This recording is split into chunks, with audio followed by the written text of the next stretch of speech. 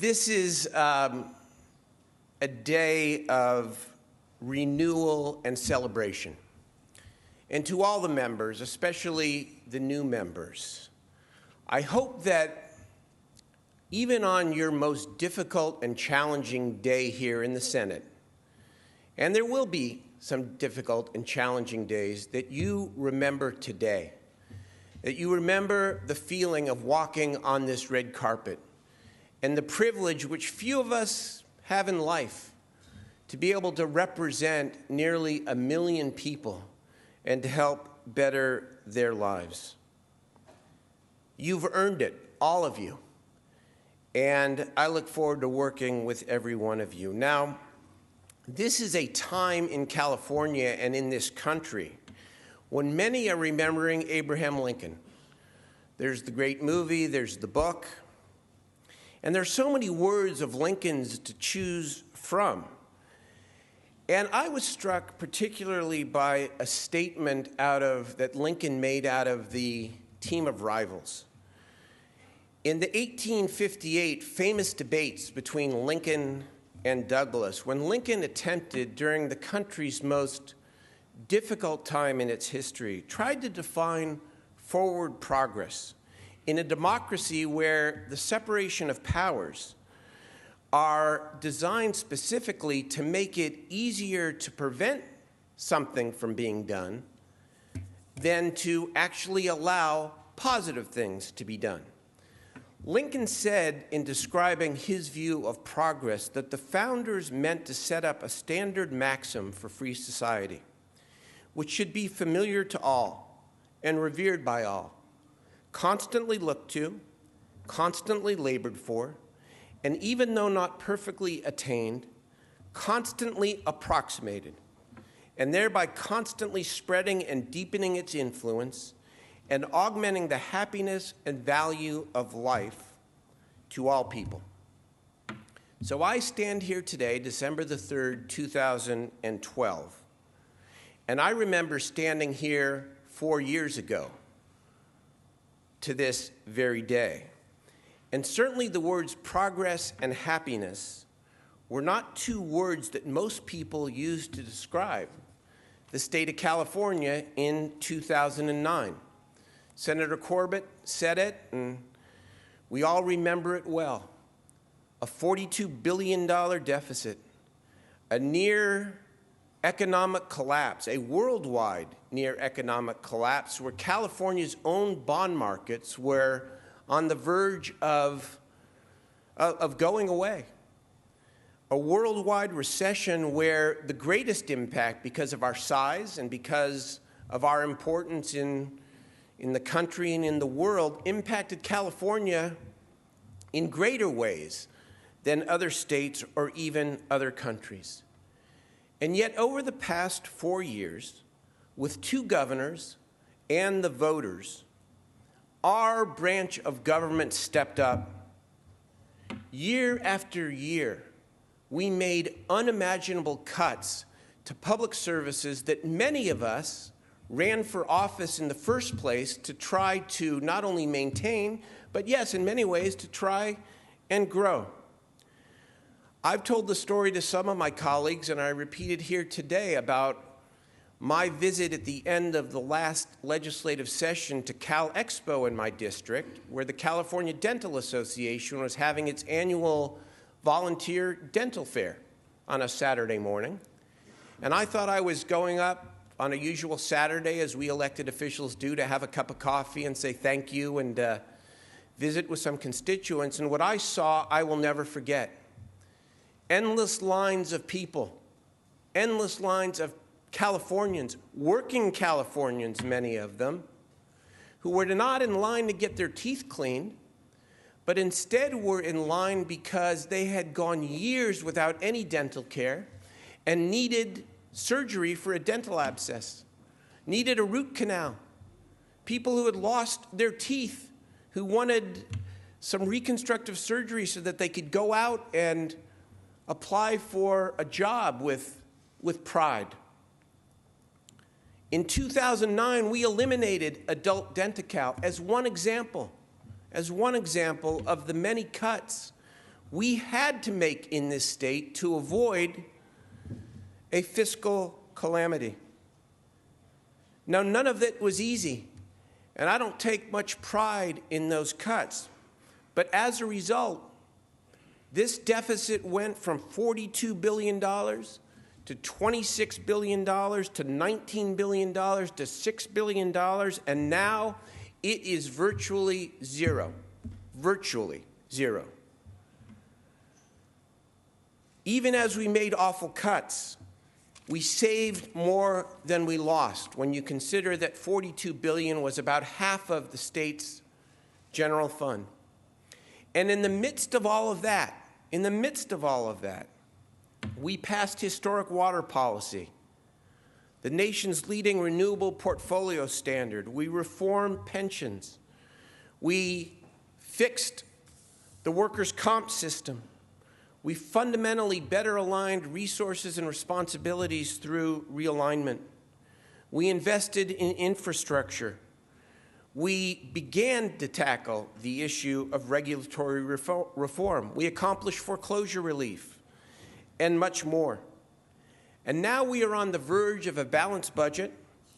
The voters passed Proposition 30. One era is ending in California, and now a new and better era is beginning.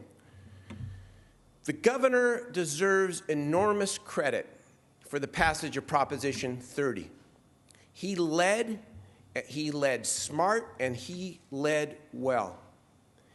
And yet, I want to say, on behalf of you, on behalf of our often criticized and yes, imperfect branch of government, that November's election was also a validation that the legislature faced incredible challenges with strength, with decisiveness, and we never flinched from the hardest of hard decisions. We reflect on the past, and I do so today, only because it determines how we choose and decide to move forward. Many pundits and many good people have said, now with a balanced budget, a virtual balanced budget, and with these supermajorities, there is a great risk of overreach. We hear that word a lot. And I want to stand here today and say, let's acknowledge the point. We know what people expect us to do. They want us to make government work better. They want us to eliminate unnecessary regulatory hurdles. They want us to invest taxpayer dollars in a way that focuses on outcomes, positive outcomes, and they want us to answer the most important question that a taxpayer has, which is, am I getting value for the money that I pay to help run state government?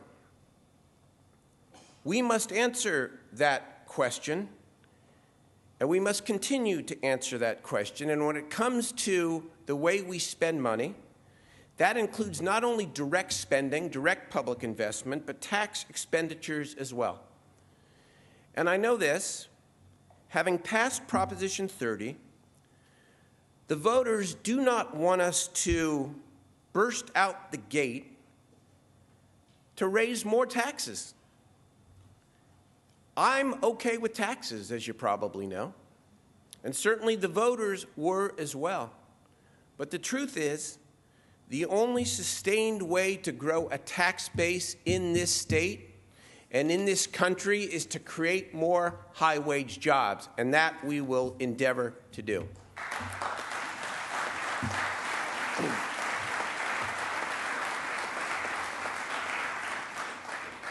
So we get the warning.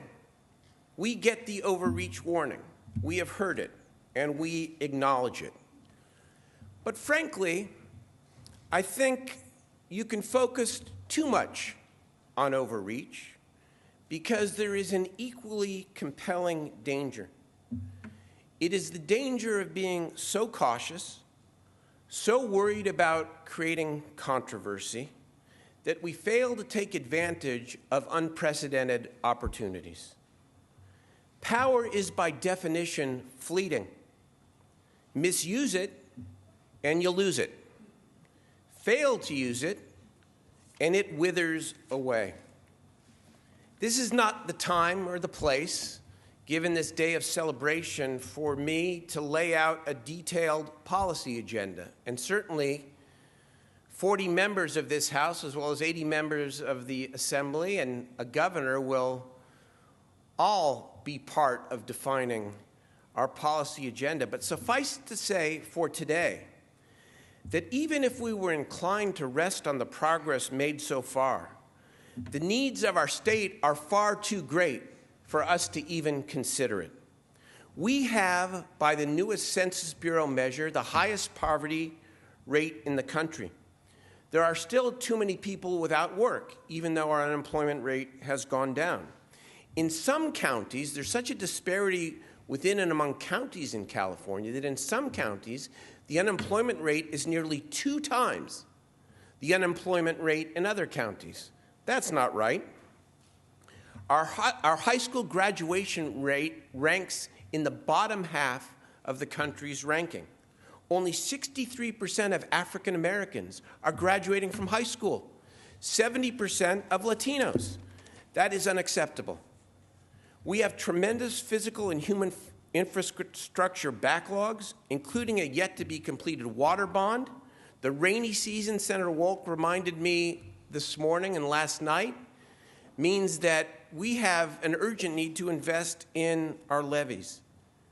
And we have, not purposely, but as a result of these cuts, done real damage to education, to higher education, to public safety, to the courts, and to help for the most needy. And name an intelligent follower of recent California history who hasn't recommended that we take a serious look at changing our Constitution.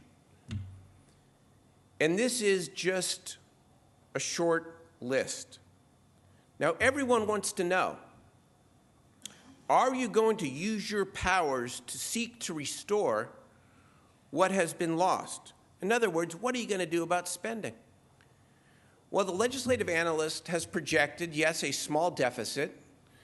They made some conservative assumptions. That's okay.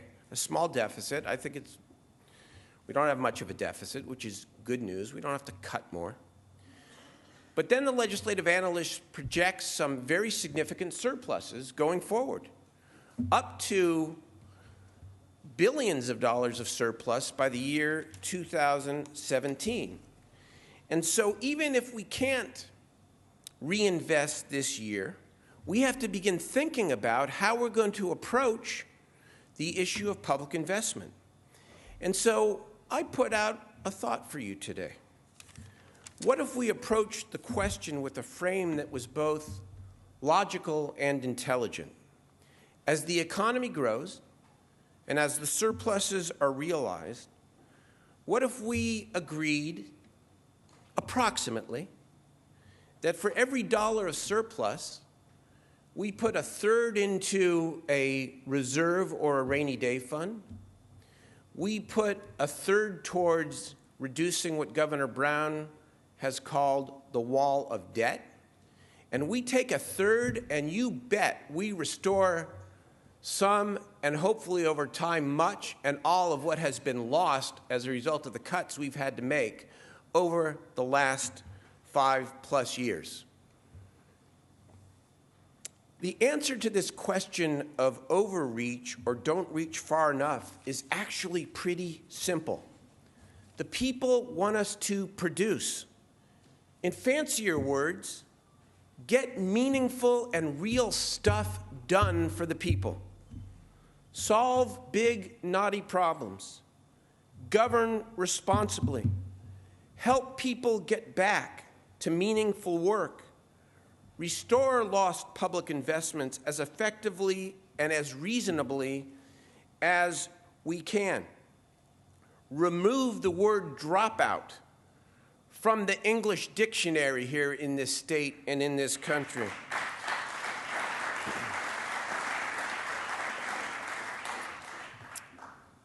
we can lay a foundation of tangible results, as we did last year and the year before.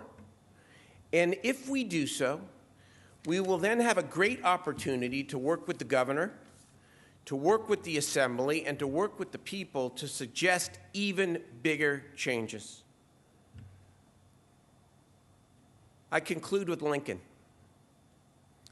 He also said during those famous debates, with public sentiment, nothing can fail. Without it, nothing can succeed. We all know who we work for and to who we are accountable. And I'm not too worried about whether or not we can handle this success, because we have come through the hardest of hard times with the people and together over the last decade. We work hard, we work together this session, we respect the people. We can't help but succeed. Let's have a great 2013-2014 session. I thank you very, very much for your support, Your Honor. Thank you.